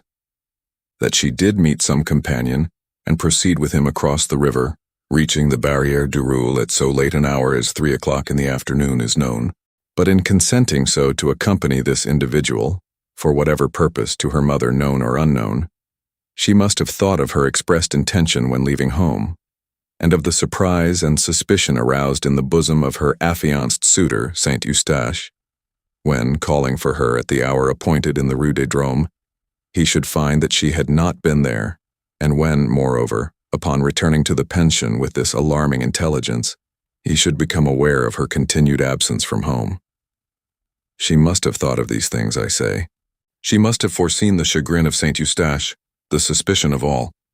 She could not have thought of returning to brave this suspicion, but the suspicion becomes a point of trivial importance to her, if we suppose her not intending to return. We may imagine her thinking thus: I am to meet a certain person for the purpose of elopement or for certain other purposes known only to myself. It is necessary that there be no chance of interruption. There must be sufficient time given us to elude pursuit. I will give it to be understood that I shall visit and spend the day with my aunt at the Rue des Drômes. I will tell Saint Eustache not to call for me until dark. In this way, my absence from home for the longest possible period, without causing suspicion or anxiety, will be accounted for, and I shall gain more time than in any other manner. If I bid Saint Eustache call for me at dark, he will be sure not to call before. But if I wholly neglect to bid him call, my time for escape will be diminished, since it will be expected that I return the earlier, and my absence will the sooner excite anxiety. Now, if it were my design to return at all, if I had in contemplation merely a stroll with the individual in question, it would not be my policy to bid Saint Eustache call. For calling, he will be sure to ascertain that I have played him false, a fact of which I might keep him forever in ignorance by leaving home without notifying him of my intention, by returning before dark, and by then stating that I had been to visit my aunt in the Rue des Drômes. But as it is my design never to return, or not for some weeks, or not until certain concealments are effected, the gaining of time is the only point about which I need give myself any concern. You have observed in your notes that the most general opinion in relation to this sad affair is, and was from the first, that the girl had been the victim of a gang of blackguards. Now, the popular opinion, under certain conditions, is not to be disregarded. When arising of itself, when manifesting itself in a strictly spontaneous manner, we should look upon it as analogous with that intuition which is the idiosyncrasy of the individual man of genius. In 99 cases from the 100 I would abide by its decision, but it is important that we find no palpable traces of suggestion. The opinion must be rigorously the public's own, and the distinction is often exceedingly difficult to perceive and to maintain. In the present instance, It appears to me that this public opinion in respect to a gang has been superinduced by the collateral event which is detailed in the third of my extracts. All Paris is excited by the discovered corpse of Marie, a girl young, beautiful, and notorious. This corpse is found bearing marks of violence and floating in the river. But it is now made known that, at the very period or about the very period in which it is supposed that the girl was assassinated, an outrage similar in nature to that endured by the deceased, although less in extent, was perpetrated by a gang of young ruffians upon the person of a second young female. Is it wonderful that the one known atrocity should influence the popular judgment in regard to the other unknown? This judgment awaited direction, and the known outrage seemed so opportunely to afford it. Marie, too, was found in the river, and upon this very river was this known outrage committed. The connection of the two events had about it so much of the palpable that the true wonder would have been a failure of the populace to appreciate and to seize it. But in fact the one atrocity known to be so committed is, if anything, evidence that the other, committed at a time nearly coincident, was not so committed. It would have been a miracle if, while a gang of ruffians were perpetrating at a given locality a most unheard-of wrong, there should have been another similar gang, in a similar locality, in the same city, under the same circumstances, with the same means and appliances, engaged in a wrong of precisely the same aspect, at precisely the same period of time. Yet in what, if not in this marvelous train of coincidence, does the accidentally suggested opinion of the populace call upon us to believe? Before proceeding further, let us consider the supposed scene of the assassination in the thicket at the Barrière du Roule. This thicket, although dense, was in the close vicinity of a public road. Within were 3 or 4 large stones, forming a kind of seat with a back and a footstool. On the upper stone was discovered a white petticoat, on the second a silk scarf. A parasol, gloves, and a pocket handkerchief were also here found. The handkerchief bore the name Marie Roget. Fragments of dress were seen on the branches around. The earth was trampled, the bushes were broken, and there was every evidence of a violent struggle. Notwithstanding the acclamation with which the discovery of this thicket was received by the press, and the unanimity with which it was supposed to indicate the precise scene of the outrage, it must be admitted that there was some very good reason for doubt. That it was the scene I may or I may not believe, but there was excellent reason for doubt. Had the true scene been, as Le Commerciel suggested, in the neighborhood of the Rue Pavée Saint-André, the perpetrators of the crime, supposing them still resident in Paris, would naturally have been stricken with terror at the public attention thus acutely directed into the proper channel, and in certain classes of minds there would have arisen at once a sense of the necessity of some exertion to redivert this attention, and thus, the thicket of the Barrière du Roule having been already suspected, the idea of placing the articles where they were found might have been naturally entertained. There is no real evidence, although Le Soleil so supposes, that the articles discovered had been more than a very few days in the thicket, while there is much circumstantial proof that they could not have remained there, without attracting attention, during the 20 days elapsing between the fatal Sunday and the afternoon upon which they were found by the boys. They were all mildewed down hard, says Le Soleil, adopting the opinions of its predecessors, with the action of the rain and stuck together from mildew. The grass had grown around and over some of them. The silk of the parasol was strong, but the threads of it were run together within. The upper part, where it had been doubled and folded, was all mildewed and rotten, and tore on being opened. In respect to the grass having grown around and over some of them, it is obvious that the fact could only have been ascertained from the words, and thus from the recollections, of 2 small boys. For these boys removed the articles and took them home before they had been seen by a third party. But the grass will grow, especially in warm and damp weather, such as was that of the period of the murder, as much as 2 or 3 inches in a single day. A parasol lying upon a newly turfed ground might in a single week be entirely concealed from sight by the upspringing grass. And touching that mildew upon which the editor of Le Soleil so pertinaciously insists that he employs the word no less than 3 times in the brief paragraph just quoted, is he really unaware of the nature of this mildew? Is he to be told that it is one of the many classes of fungus of which the most ordinary feature, is its upspringing and decadence within 24 hours.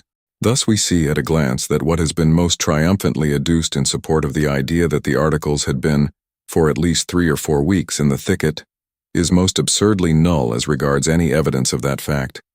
On the other hand, it is exceedingly difficult to believe that these articles could have remained in the thicket specified for a longer period than a single week, for a longer period than from one Sunday to the next.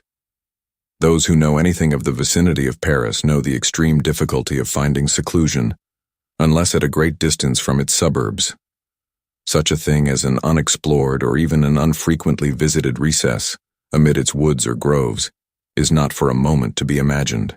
Let anyone who, being at heart a lover of nature, is yet chained by duty to the dust and heat of this great metropolis, let any such one attempt, even during the weekdays, to slake his thirst for solitude amid the scenes of natural loveliness which immediately surround us. At every second step he will find the growing charm dispelled by the voice and personal intrusion of some ruffian or party of carousing blackguards. He will seek privacy amid the densest foliage, all in vain. Here are the very nooks where the unwashed most abound. Here are the temples most desecrate. With sickness of the heart the wanderer will flee back to the polluted Paris, as to a less odious because less incongruous sink of pollution.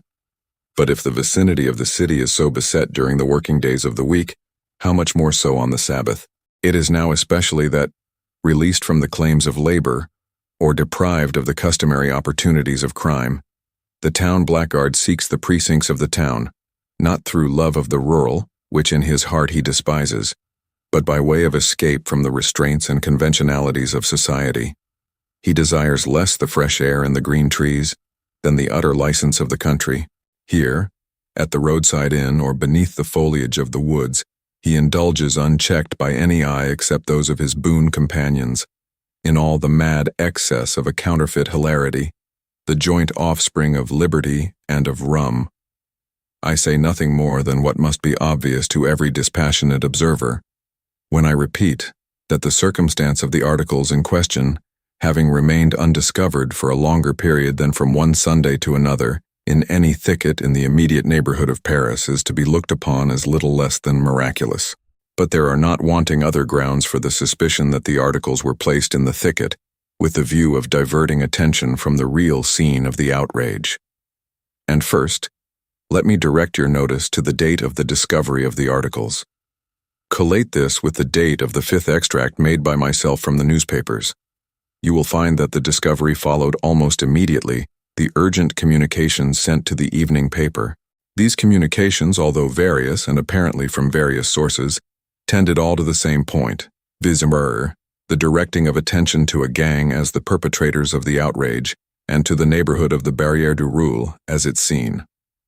Now here, of course, the situation is not that in consequence of these communications, or of the public attention by them directed, the articles were found by the boys. But the suspicion might and may well have been that the articles were not before found by the boys, for the reason that the articles had not before been in the thicket. Having been deposited there only at so late a period as at the date, or shortly prior to the date of the communication, by the guilty authors of these communications themselves, this thicket was a singular, an exceedingly singular one. It was unusually dense. Within its naturally walled enclosure were 3 extraordinary stones, forming a seat with a back and a footstool. And this thicket, so full of art, was in the immediate vicinity, within a few rods of the dwelling of Madame de Luc, whose boys were in the habit of closely examining the shrubberies about them in search of the bark of the sassafras. Would it be a rash wager, a wager of 1,000 to 1, that a day never passed over the heads of these boys without finding at least one of them ensconced in the umbrageous hall and enthroned upon its natural throne? Those who would hesitate at such a wager have either never been boys themselves or have forgotten the boyish nature.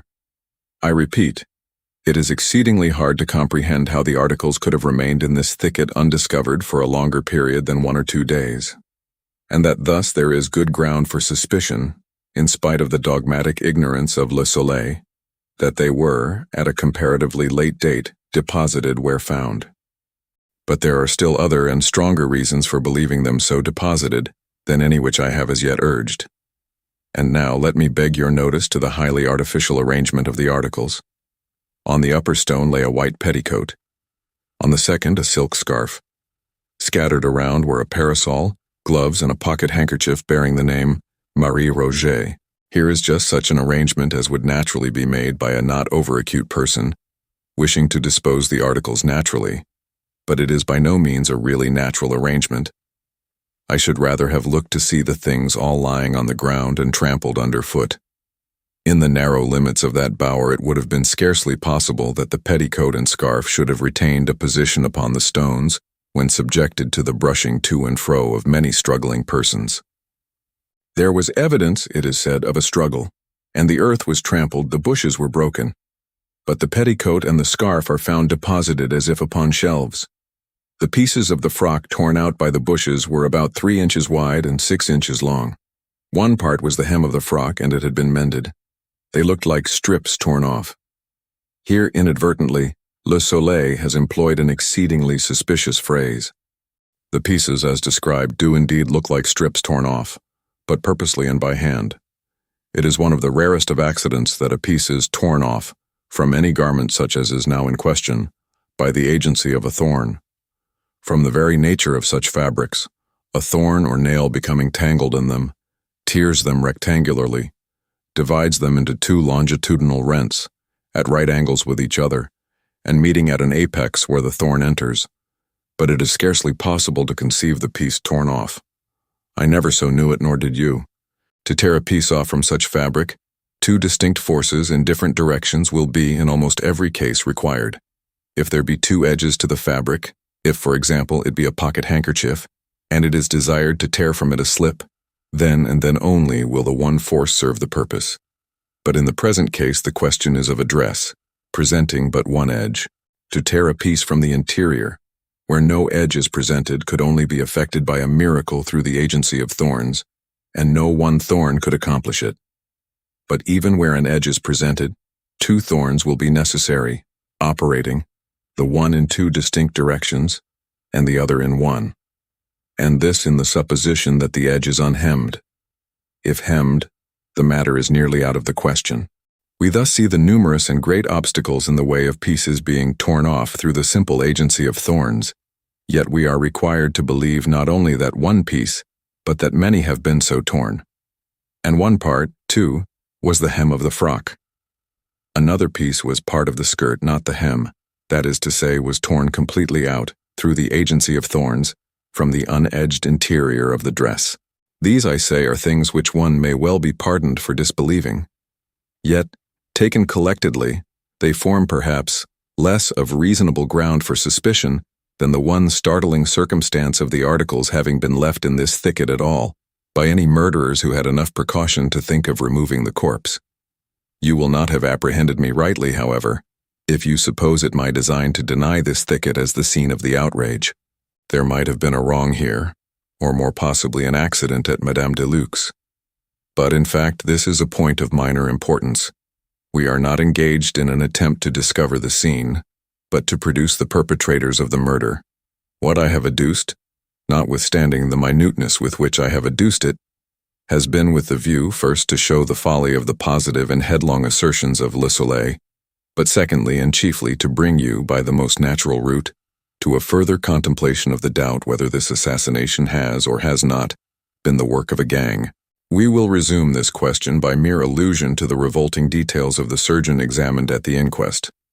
It is only necessary to say that his published inferences, in regard to the number of the ruffians, have been properly ridiculed as unjust and totally baseless by all the reputable anatomists of Paris. Not that the matter might not have been as inferred, but that there was no ground for the inference. Was there not much for another? Let us reflect now upon the traces of a struggle, and let me ask what these traces have been supposed to demonstrate. A gang.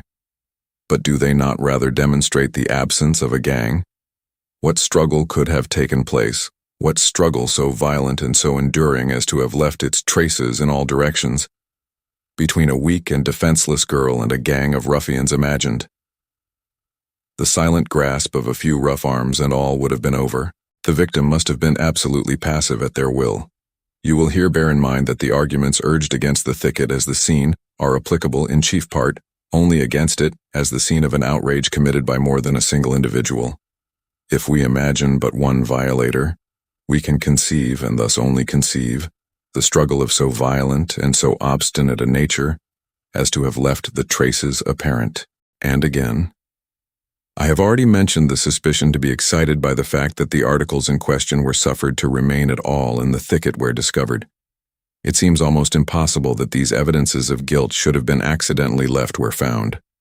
There was sufficient presence of mind, it is supposed, to remove the corpse, and yet a more positive evidence than the corpse itself, whose features might have been quickly obliterated by decay, is allowed to lie conspicuously in the scene of the outrage. I allude to the handkerchief with the name of the deceased. If this was accident, it was not the accident of a gang. We can imagine it only the accident of an individual. Let us see. An individual has committed the murder. He is alone with the ghost of the departed. He is appalled by what lies motionless before him. The fury of his passion is over, and there is abundant room in his heart for the natural awe of the deed. His is none of that confidence which the presence of numbers inevitably inspires. He is alone with the dead. He trembles and is bewildered, yet there is a necessity for disposing of the corpse. He bears it to the river and leaves behind him the other evidences of his guilt, for it is difficult, if not impossible, to carry all the burden at once, and it will be easy to return for what is left. But in his toilsome journey to the water his fears redouble within him.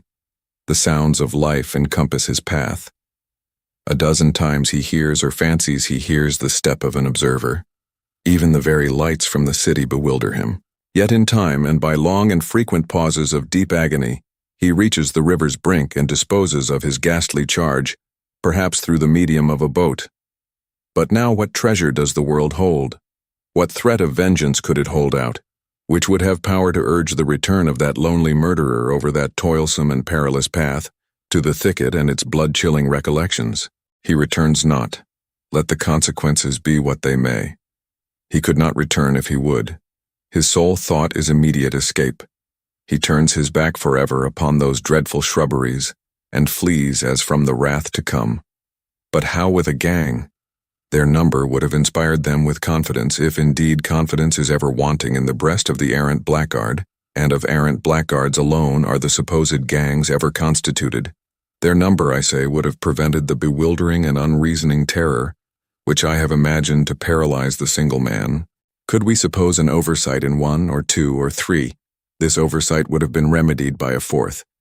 They would have left nothing behind them, for their number would have enabled them to carry all at once. There would have been no need of return. Consider now the circumstance that in the outer garment of the corpse when found, a slip, about a foot wide, had been torn upward from the bottom hem to the waist, wound 3 times round the waist, and secured by a sort of hitch in the back. This was done with the obvious design of affording a handle by which to carry the body. But would any number of men have dreamed of resorting to such an expedient? To 3 or 4, the limbs of the corpse would have afforded not only a sufficient, but the best possible hold. The device is that of a single individual, and this brings us to the fact that between the thicket and the river, the rails of the fences were found taken down, and the ground bore evident traces of some heavy burden having been dragged along it. But would a number of men have put themselves to the superfluous trouble of taking down a fence, for the purpose of dragging through it a corpse which they might have lifted over any fence in an instant? Would a number of men have so dragged a corpse at all as to have left evident traces of the dragging? And here we must refer to an observation of Le Commerciel, upon which I have already in some measure commented.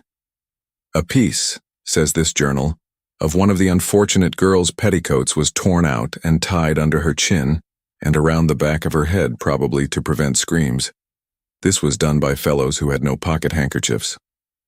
I have before suggested that a genuine blackguard is never without a pocket handkerchief, but it is not to this fact that I now especially advert, that it was not through want of a handkerchief for the purpose imagined by Le Commerciel that this bandage was employed is rendered apparent by the handkerchief left in the thicket, and that the object was not to prevent screams appears also from the bandage having been employed in preference to what would so much better have answered the purpose. but the language of the evidence speaks of the strip in question as found around the neck, fitting loosely, and secured with a hard knot. These words are sufficiently vague, but differ materially from those of Le Commerciel. The slip was 18 inches wide, and therefore, although of muslin, would form a strong band when folded or rumpled longitudinally. And thus rumpled it was discovered. My inference is this: the solitary murderer, having borne the corpse for some distance, whether from the thicket or elsewhere, by means of the bandage hitched around its middle, found the weight, in this mode of procedure, too much for his strength. He resolved to drag the burden. The evidence goes to show that it was dragged. With this object in view, it became necessary to attach something like a rope to one of the extremities. It could be best attached about the neck, where the head would prevent its slipping off. And now the murderer bethought him unquestionably of the bandage about the loins. He would have used this but for its volution about the corpse, the hitch which embarrassed it, and the reflection that it had not been torn off from the garment. It was easier to tear a new slip from the petticoat. He tore it, made it fast about the neck, and so dragged his victim to the brink of the river. That this bandage, only attainable with trouble and delay, and but imperfectly answering its purpose, that this bandage was employed at all, demonstrates that the necessity for its employment sprang from circumstances arising at a period when the handkerchief was no longer attainable. That is to say, arising, as we have imagined, after quitting the thicket, if the thicket it was, and on the road between the thicket and the river. But the evidence, you will say, of Madame de Luc points especially to the presence of a gang in the vicinity of the thicket, at or about the epoch of the murder. This I grant. I doubt if there were not a dozen gangs, such as described by Madame de Luc, in and about the vicinity of the Barrière du Roule at or about the period of this tragedy. But the gang which has drawn upon itself the pointed animadversion, through the somewhat tardy and very suspicious evidence of Madame de Luc, is the only gang which is represented by that honest and scrupulous old lady as having eaten her cakes and swallowed her brandy, without putting themselves to the trouble of making her payment. Et hinc ille ire. But what is the precise evidence of Madame de Luc? A gang of miscreants made their appearance, behaved boisterously, ate and drank without making payment, followed in the route of the young man and the girl, returned to the inn about dusk, and recrossed the river as if in great haste.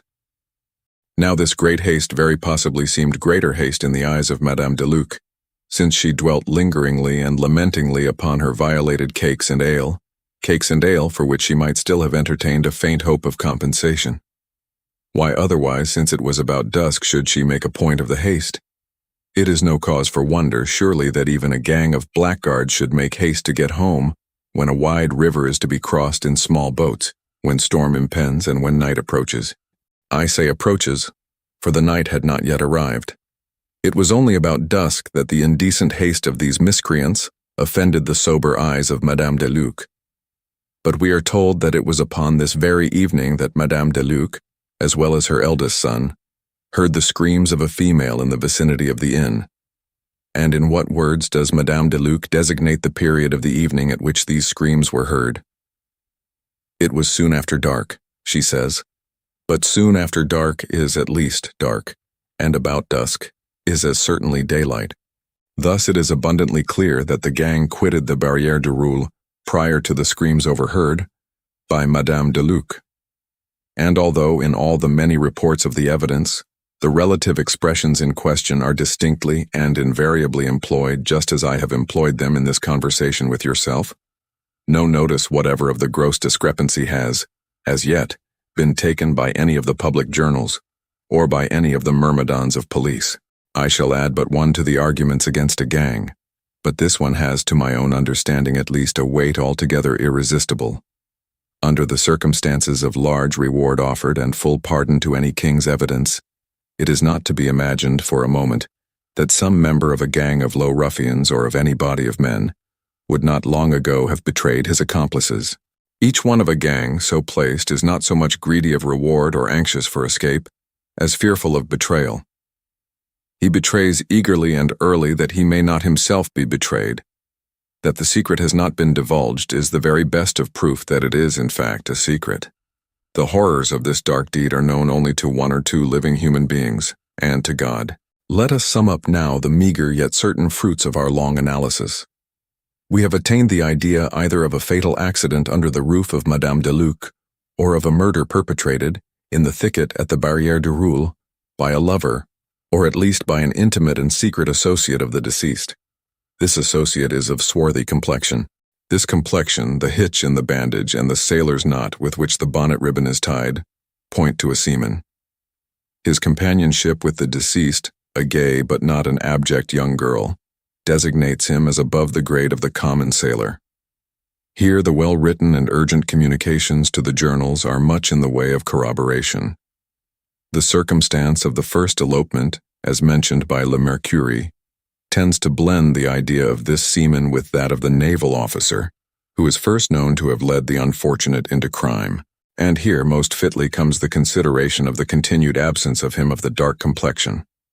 Let me pause to observe that the complexion of this man is dark and swarthy. It was no common swarthiness which constituted the sole point of remembrance, both as regards Valence and Madame de Luc. But why is this man absent? Was he murdered by the gang? If so, why are there only traces of the assassinated girl? The scene of the two outrages will naturally be supposed identical. And where is his corpse? The assassins would most probably have disposed of both in the same way.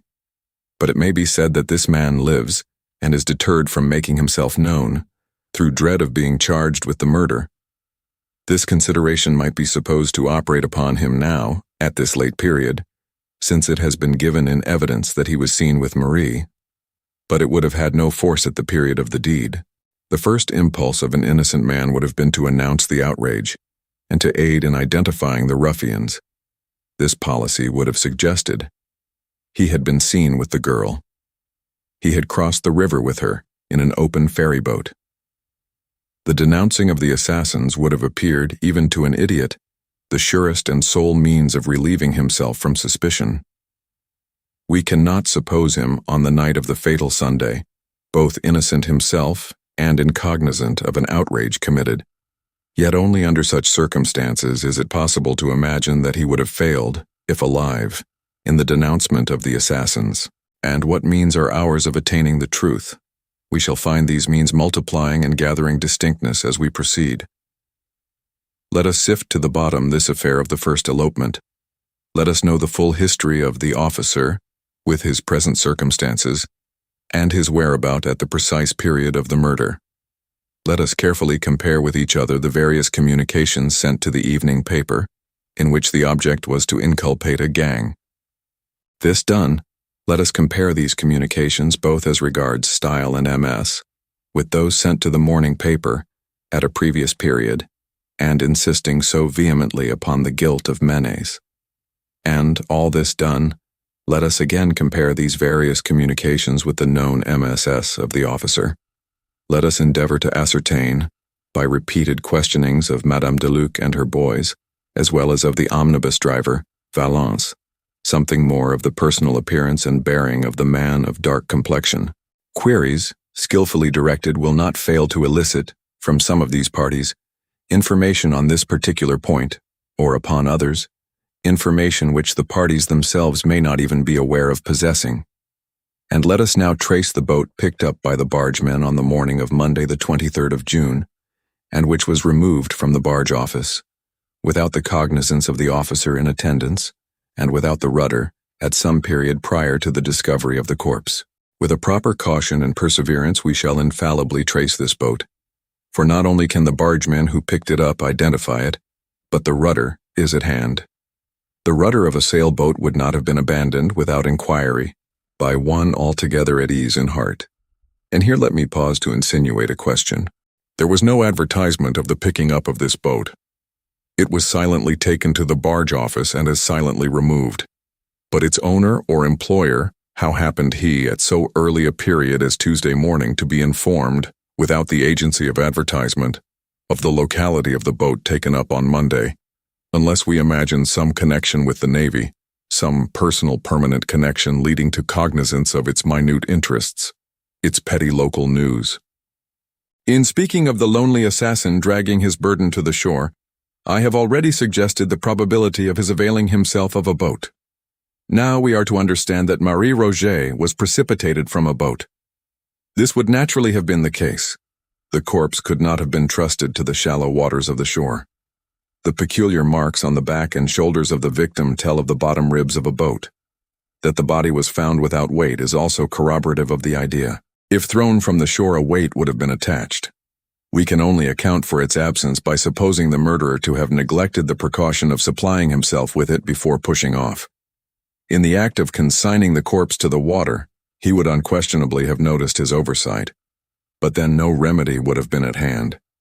Any risk would have been preferred to a return to that accursed shore. Having rid himself of his ghastly charge, the murderer would have hastened to the city. There, at some obscure wharf, he would have leaped on land. But the boat, would he have secured it? He would have been in too great haste for such things as securing a boat. Moreover, in fastening it to the wharf, he would have felt as if securing evidence against himself. His natural thought would have been to cast from him as far as possible all that had held connection with his crime. He would not only have fled from the wharf, but he would not have permitted the boat to remain.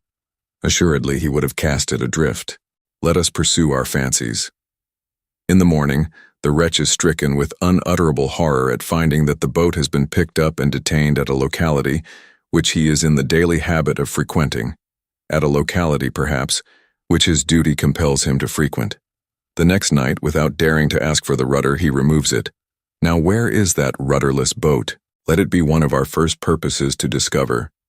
With the first glimpse we obtain of it, the dawn of our success shall begin. This boat shall guide us with a rapidity which will surprise even ourselves, to him who employed it in the midnight of the fatal Sabbath. Corroboration will rise upon corroboration, and the murderer will be traced. For reasons which we shall not specify, but which to many readers will appear obvious, we have taken the liberty of here omitting, from the MSS, placed in our hands, such portion as details the following up of the apparently slight clue obtained by Dupin. We feel it advisable only to state in brief that the result desired was brought to pass, and that the prefect fulfilled punctually, although with reluctance, the terms of his compact with the Chevalier. Mr. Poe's article concludes with the following words: Eds. Footnote of the magazine in which the article was originally published. It will be understood that I speak of coincidences and no more. What I have said above upon this topic must suffice. In my own heart there dwells no faith in preternature. That nature and its God are two, no man who thinks will deny. That the latter, creating the former, can, at will, control or modify it, is also unquestionable. I say at will, for the question is of will, and not, as the insanity of logic has assumed, of power. It is not that the deity cannot modify his laws, but that we insult him in imagining a possible necessity for modification. In their origin, these laws were fashioned to embrace all contingencies which could lie in the future. With God all is now. I repeat, then, that I speak of these things only as of coincidences. And further, in what I relate it will be seen that between the fate of the unhappy Mary Cecilia Rogers, so far as that fate is known, and the fate of one Marie Roget up to a certain epoch in her history, there has existed a parallel in the contemplation of whose wonderful exactitude the reason becomes embarrassed. I say all this will be seen. But let it not for a moment be supposed that in proceeding with the sad narrative of Marie from the epoch just mentioned, and in tracing to its denouement the mystery which enshrouded her, it is my covert design to hint at an extension of the parallel, or even to suggest that the measures adopted in Paris for the discovery of the assassin of a grisette, or measures founded in any similar ratiocination, would produce any similar result. For in respect to the latter branch of the supposition, it should be considered that the most trifling variation in the facts of the two cases might give rise to the most important miscalculations, by diverting thoroughly the two courses of events. Very much as in arithmetic, an error which in its own individuality may be inappreciable, produces, at length, by dint of multiplication at all points of the process, a result enormously at variance with truth. And in regard to the former branch, we must not fail to hold in view that the very calculus of probabilities to which I have referred forbids all idea of the extension of the parallel, forbids it with a positiveness strong and decided just in proportion as this parallel has already been long drawn and exact. This is one of those anomalous propositions which, seemingly appealing to thought altogether apart from the mathematical, is yet one which only the mathematician can fully entertain. Nothing, for example, is more difficult than to convince the merely general reader that the fact of sixes having been thrown twice in succession by a player at dice is sufficient cause for betting the largest odds that sixes will not be thrown in the third attempt. A suggestion to this effect is usually rejected by the intellect at once. It does not appear that the two throws which have been completed and which lie now absolutely in the past can have influence upon the throw which exists only in the future. The chance for throwing sixes seems to be precisely as it was at any ordinary time, that is to say, subject only to the influence of the various other throws which may be made by the dice. And this is a reflection which appears so exceedingly obvious that attempts to controvert it are received more frequently with a derisive smile than with anything like respectful attention. The error here involved, a gross error redolent of mischief, I cannot pretend to expose within the limits assigned me at present. With the philosophical, it needs no exposure. It may be sufficient here to say that it forms one of an infinite series of mistakes which arise in the path of reason through her propensity for seeking truth in detail. Thanks for watching. Please like the video and subscribe to the channel for more excellent content.